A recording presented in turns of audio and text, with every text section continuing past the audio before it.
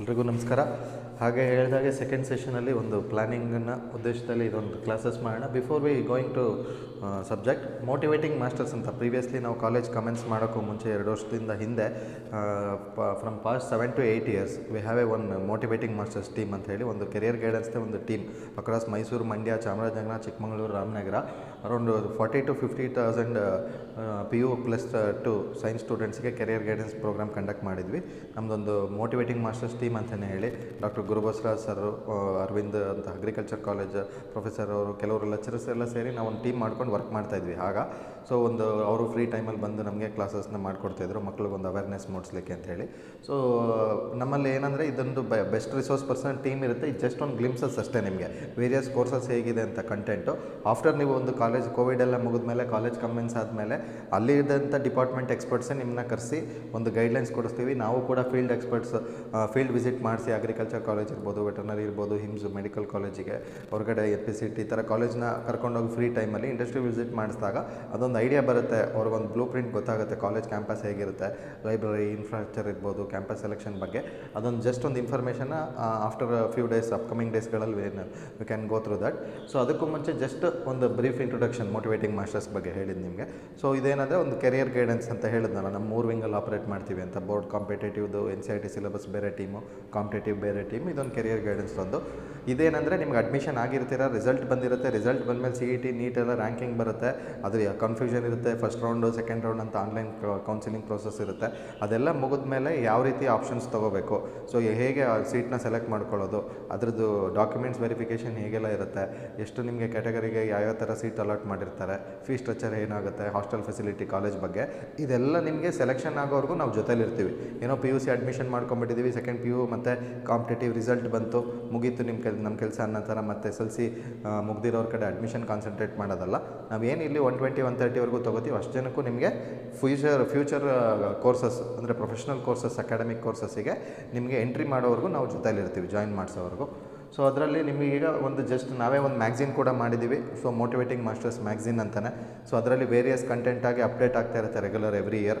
ಅದೆಲ್ಲರಿಗೂ ನಿಮ್ಗೆ ಅಡ್ಮಿಷನ್ ಆದಮೇಲೆ ಒಂದು ಕಾಲೇಜ್ ಕಮೆನ್ಸ್ ಆದಾಗ ಒಂದು ಪೇರೆಂಟ್ಸ್ ಮೀಟಿಂಗ್ ಮಾಡಿ ನಿಮಗೆ ಡೀಟೇಲ್ ಆ ಮ್ಯಾಗ್ಝಿನ್ನ ಪ್ರೊವೈಡ್ ಮಾಡ್ತೀವಿ.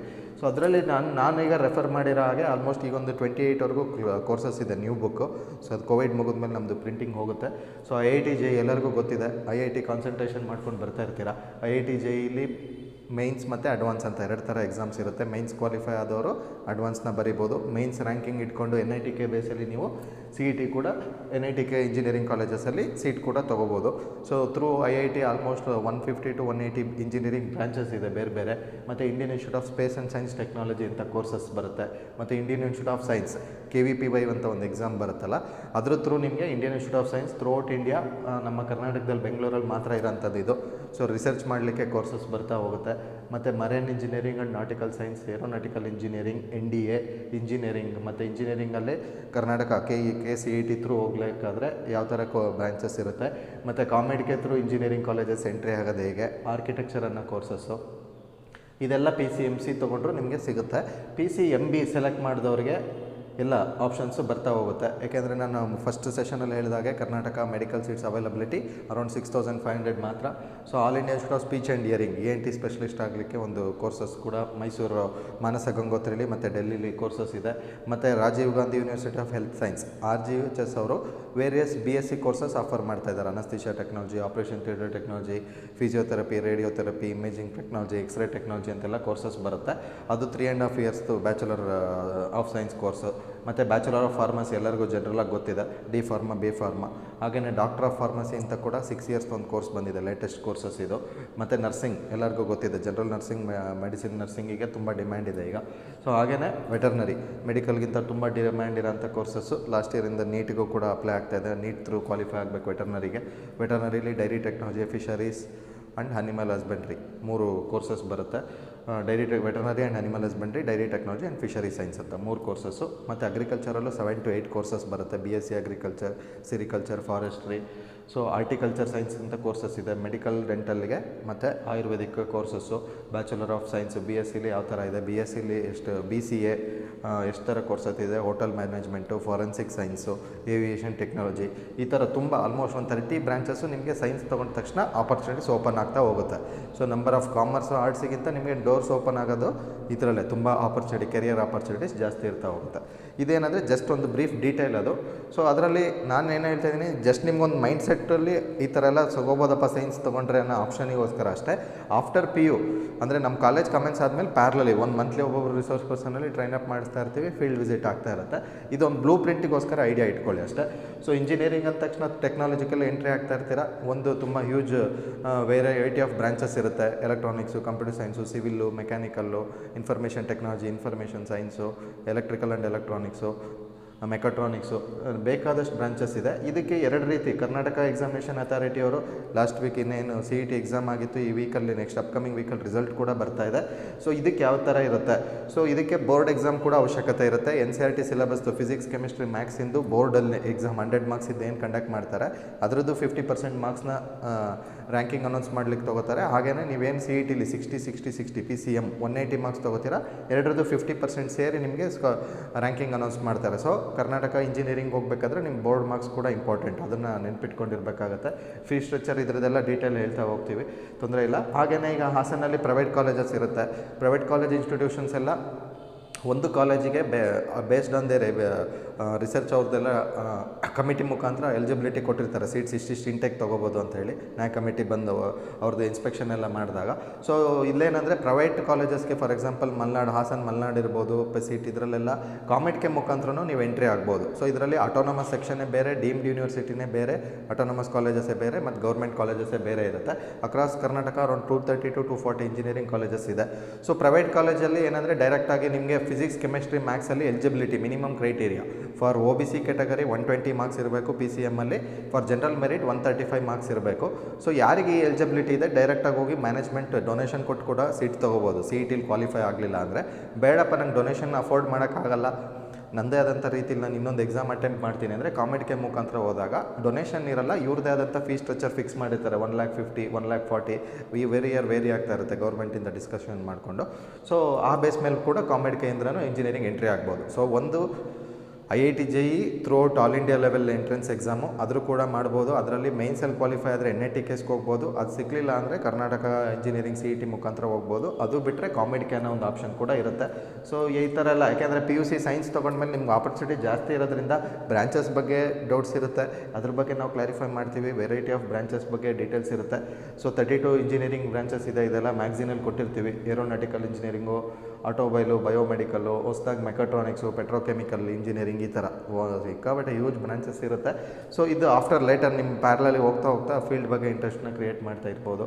ಮತ್ತು ಇಂಜಿನಿಯರಿಂಗ್ ಅಂತ ಬಂದ ತಕ್ಷಣವೇ ನಿಮ್ಮ ತಲೆಯಲ್ಲಿ ಪೇರೆಂಟ್ಸ್ಗೆ ಅಥವಾ ನಿಮ್ಮ ಸೀನಿಯರ್ಸು, ನಿಮ್ಮ ಯಂಗರ್ ಸಿಸ್ಟರ್ಸ್ ಎಲ್ಲ, ಬ್ರದರ್ಸ್ ಎಲ್ಲ ಕಂಪ್ಲೀಟ್ ಮಾಡೋದನ್ನು ಕ್ಯಾಂಪಸ್ ಸೆಲೆಕ್ಷನ್ ಆಗೋಗ್ಬಿಟ್ಟಿರುತ್ತೆ, ಒಳ್ಳೆ ಕಡೆ ಕ್ಯಾಂಪಸ್ ಪ್ಲೇಸ್ಮೆಂಟ್ ಆಗಿದೆ, ಸೊ ಒಳ್ಳೆ ಸ್ಯಾಲ್ರಿ ಬರ್ತಾ ಇರುತ್ತೆ ಅಂತ. ಹೌದು, ಸಾಕಷ್ಟು ಕ್ಯಾಂಪಸ್ ಸೆಲೆಕ್ಷನ್ ಕೂಡ ಆ ಫೀಲ್ಡಲ್ಲಿ ಆಗ್ತಾ ಹೋಗುತ್ತೆ.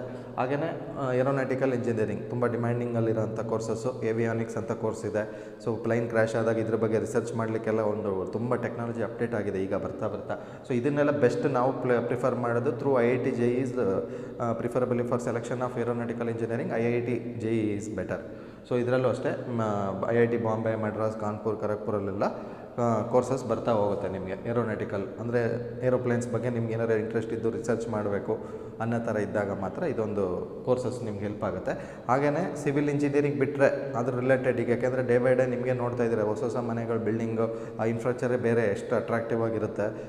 ಕ್ಲಾಸ್ ರೂಮ್ಸ್ನೇ ತೊಗೊಂಡ್ರು ನ್ಯೂ ಕಾಲೇಜಸ್ಸಲ್ಲಿ, ಅಪ್ಕಮಿಂಗ್ ಕಾಲೇಜಸ್ಸಲ್ಲೆಲ್ಲ ತುಂಬ ಅಟ್ರಾಕ್ಟಿವ್ ಮಾಡಿರ್ತಾರೆ. ಅದಕ್ಕೆ ಬೇಸ್ಡ್ ಆನ್ ಯುವರ್ ಕ್ರಿಯೇಟಿವಿಟಿ, ನಿಮ್ಮ ಕ್ರಿಯೇಟಿವಿಟಿ ಮೇಲೆ ಹೋಗೋಂಥದ್ದು ಆರ್ಕಿಟೆಕ್ಚರ್ ಅಂತ ಕೋರ್ಸಸ್ ಇದು. ಆಫ್ಟರ್ PU ನಿಮಗೆ ಕಂಪಲ್ಸರಿಯಾಗಿ ನಾಟಾ ಎಕ್ಸಾಮ್ ಬರೆದಿದ್ದರೆ ಮಾತ್ರ ನಿಮಗೆ ಮ್ಯಾನೇಜ್ಮೆಂಟ್ ಸೀಟ್ ಆಗಲಿ ಅಥವಾ ಥ್ರೂ ಆರ್ಕಿಟೆಕ್ಚರ್ ಸೀಟ್ ಆಗಲಿ ಸಿಗಬೇಕಂದ್ರೆ ಥ್ರೂ CET ಥ್ರೂನವರೇ ಅಪ್ಲೈ ಮಾಡಬೇಕು.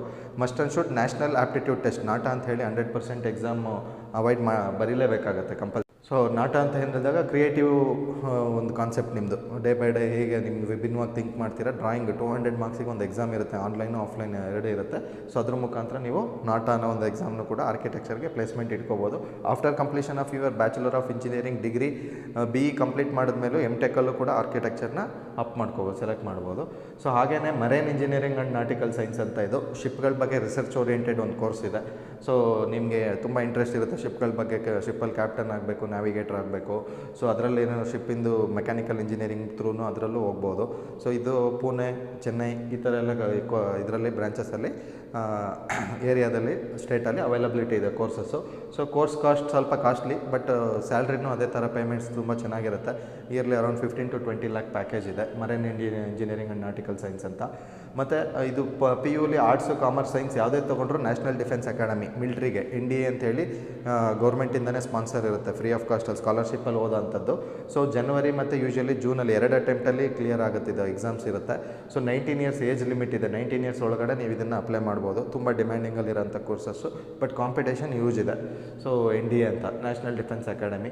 ಸೊ ಆ್ಯಸ್ ಯೂಶ್ವಲ್ ಎಲ್ಲರಿಗೂ ಈಗ ಕಾಂಪಿಟೇಷನ್ ಲೆವೆಲ್ ಗೊತ್ತಿದೆ. IIT JEE ಅಂದ್ಕೊಂಡು ಅದ್ರ ಎಕ್ಸಾಮ್ ಬಗ್ಗೆನೇ ತುಂಬ ತಲೆ ಕೆಡಿಸ್ಕೊಳ್ತಾ ಇರ್ತೀರಾ. Indian institute of technology joint entrance examination ಅಂತ ಸೆಂಟ್ರಲ್ ಗೌರ್ಮೆಂಟ್ದಿದ್ದು. ಸೊ ಇದರಲ್ಲಿ ಮೈನ್ಸ್ ಮತ್ತು ಅಡ್ವಾನ್ಸ್ 2 ಎಕ್ಸಾಮ್ ಇರುತ್ತೆ. ಸೊ ತುಂಬ ಡ್ರೀಮಿಂಗ್ ಅಂದರೆ ಕಾಲೇಜ್ ಕ್ಯಾಂಪಸ್ ಎಲ್ಲ ನಿಮ್ಗೆ ಅದು ನಾನು ಎಕ್ಸ್ಪ್ಲೈನ್ ಮಾಡಲಿಕ್ಕೂ ಆಗಲ್ಲ. ಆ ರೀತಿಯಾದಂಥ ತುಂಬ ಎಫೆಕ್ಟಿವ್ ಆಗಿರೋಂಥ ಕಾಲೇಜ್ ಇನ್ಫ್ರಾಸ್ಟ್ರಕ್ಚರ್ ಇರ್ಬೋದು, ಪ್ಲೇಸ್ಮೆಂಟ್ ಇರ್ಬೋದು, ಕ್ಯಾಂಪಸ್ಸು, ಲೈಬ್ರರಿ ಫೆಸಿಲಿಟಿ ತುಂಬ ಚೆನ್ನಾಗಿರುತ್ತೆ. ಹಾಗೆಯೇ Indian institute of space and science technology. Space and science technology ಅಂದರೆ ನಿಮಗೆ ಈಗ ಹಾಸನ MCFಲ್ಲಿ ಈ ಥರ ರಿಸರ್ಚ್ ಲೈನಲ್ಲಿ ಇಸ್ರೋದಲ್ಲೆಲ್ಲ ವರ್ಕ್ ಮಾಡಬೇಕು ಅಂದರೆ ಇದ್ರದ್ದೇ ಆದಂಥ ಒಂದು ಎಕ್ಸಾಮ್ಸ್ ನಾಮ್ಸ್ ಇರುತ್ತೆ, ಅದ್ರ ಥ್ರೂ ಅಪ್ಲೈ ಮಾಡ್ಬೋದು. Indian institute of space and science technology 3 ಥರ ಕೋರ್ಸಸ್ ಇದೆ ಇದರಲ್ಲಿ. ಏರೋನಾಟಿಕಲ್ ಏವಿಯೇಷನ್ ಇಂಜಿನಿಯರಿಂಗ್ ಅಂತ, ಎಲೆಕ್ಟ್ರಾನಿಕ್ಸು ಮತ್ತು ಏರೋನಾಟಿಕಲ್ ಇಂಜಿನಿಯರಿಂಗ್ ಮರ್ಜ್ ಮಾಡಿ ಒಂದು ಏವಿಯಾನಿಕ್ಸ್ ಅಂತ ಬ್ರಾಂಚ್ ಬಂದಿದೆ. ಏರೋಸ್ಪೇಸ್ ಇಂಜಿನಿಯರಿಂಗು ಮತ್ತು ಫಿಸಿಕಲ್ ಸೈನ್ಸಸ್ ಅಂತ ಕೋರ್ಸಸ್ ಇದರಲ್ಲಿ ಅಂಡರಲ್ಲಿ ಬರ್ತಾ ಹೋಗುತ್ತೆ. ಲಿಮಿಟೆಡ್ ಇಂಟೇಕ್ಸ್, ಯಾಕೆಂದರೆ ಈಗ ಅರೌಂಡ್ 80 ಸೀಟ್ಸ್ ಈ ಥರನೇ ಮಾತ್ರ ಇರುತ್ತೆ ಇದರಲ್ಲಿ. ತುಂಬ ಹ್ಯೂಜ್ ಸ್ಟ್ರೆಂತ್ ತೊಗೊಳ್ಳೋಕ್ಕೆ ಬರಲ್ಲ, ಅದು ಸೆಂಟ್ರಲ್ ಗೌರ್ಮೆಂಟ್ ಇರೋದ್ರಿಂದ. ಸೊ ಇಲ್ಲೆಲ್ಲ ನಿಮ್ಮ ಪ್ಲೇಸ್ಮೆಂಟ್ ಆದರೆ ಒಳ್ಳೆಯದು. KVPY through Indian institute of ಸೈನ್ಸ್ನ ನೀವು ಆಪ್ ಮಾಡ್ಕೋಬೋದು. ಫಿಸಿಕ್ಸ್ ಮೇಲೆ ರಿಸರ್ಚ್ ಮಾಡ್ತೀನಿ ಸರ್, BS ಅನ್ನೋ ಡಿಗ್ರಿ BSc 3 years ಕಂಪ್ಲೀಟ್ ಮಾಡಿ MSc ಕಂಪ್ಲೀಟ್ ಮಾಡೋ ಬದಲು ಡೈರೆಕ್ಟಾಗಿ ರಿಸರ್ಚ್ ಓರಿಯೆಂಟೆಡ್ ಕೋರ್ಸಸ್ ಇದು ಇಂಡಿಯನ್ ಇನ್ಸ್ಟಿಟ್ಯೂಟ್ ಆಫ್ ಸೈನ್ಸ್ ಅಂತ. ಸೊ ಅದರಲ್ಲಿ ಒಂದು ಕೋರ್ಸ್ ಬರುತ್ತೆ 3, ಫಿಸಿಕ್ಸ್ ಮೇಲೆ, ಕೆಮಿಸ್ಟ್ರಿ ಮೇಲೆ, ಮ್ಯಾಥಮೆಟಿಕ್ ಮೇಲೆ ರಿಸರ್ಚ್ ಮಾಡ್ತೀನಿ ಅಂದರೆ ನಿಮಗೆ ಬಯೋ ಮೇಲೆ ಇರ್ಬೋದು, ಎನ್ವೈರನ್ಮೆಂಟಲ್ ಸೈನ್ಸ್ ಇರ್ಬೋದು, ಯಾವುದೇ ಕೋರ್ಸಸ್ನು ಕೂಡ IISc ಥ್ರೂ ನೀವು ಸೆಲೆಕ್ಟ್ ಮಾಡ್ಕೋಬೋದು. ಇದೆಲ್ಲ ತುಂಬ ನಿಮಗೆ ಪ್ಲೇಸ್ಮೆಂಟ್ ಸೆಲೆಕ್ಟ್ ಆದಂಗೆ. ಇದಿಷ್ಟು ಕಂಪ್ಯೂಟರ್ ಸೈನ್ಸ್ ಸೆಲೆಕ್ಟ್ ಮಾಡಿದವ್ರಿಗೂ ಕೂಡ ಅದು ಆಪ್ಷನ್ ಇರುತ್ತೆ. ಸೊ ಇನ್ನು ತುಂಬ ಬೂಮಿಂಗಲ್ಲಿರೋಂಥದ್ದು ಅಗ್ರಿಕಲ್ಚರ್ ಎಜುಕೇಷನ್ ನಿಮಗೆ. ಯಾಕೆಂದರೆ ಪ್ರೆಸೆಂಟ್ ಇಂಡಿಯಾದಲ್ಲಿ GDP ರೇಟ್ಸ್ ಎಲ್ಲ ಪ್ರತಿಯೊಂದೂ ನಮ್ಮದು ಡಿಪೆಂಡ್ ಆಗ್ತಾ ಇರೋದು ಅಗ್ರಿಕಲ್ಚರ್ ಬೇಸ್, ನಮ್ಮದು ಬೇಸ್ ಕೋರ್ ನಮ್ಮದು. ಸೊ ಅದರಲ್ಲಿ ಏನಾಗುತ್ತೆ ಅಂದರೆ ಇದರಲ್ಲಿ ಒಂದು ಮೈನ್ ಥಿಂಗ್ ಏನಂದರೆ ಯಾವುದೇ ರೀತಿ ಪ್ರೈವೇಟ್ ಕಾಲೇಜಸ್ ಇಲ್ಲ. ನಾನು ಡೊನೇಷನ್ ಕೊಟ್ಬಿಟ್ಟು ಸೀಟ್ ತೊಗೋತೀನಿ ಅಗ್ರಿಕಲ್ಚರಲ್ಲಿ ಅಂದರೆ ಬರಲ್ಲ. ಸೊ ಇದಕ್ಕೆ ಗೌರ್ಮೆಂಟಲ್ಲಿ CET ಥ್ರೂನೇ ನೀವು ಅಪ್ಲೈ ಮಾಡಬೇಕಾಗುತ್ತೆ. ಒಟ್ಟು 7 to 8 ಬ್ರಾಂಚಸ್ ಇದೆ ಇದರಲ್ಲಿ.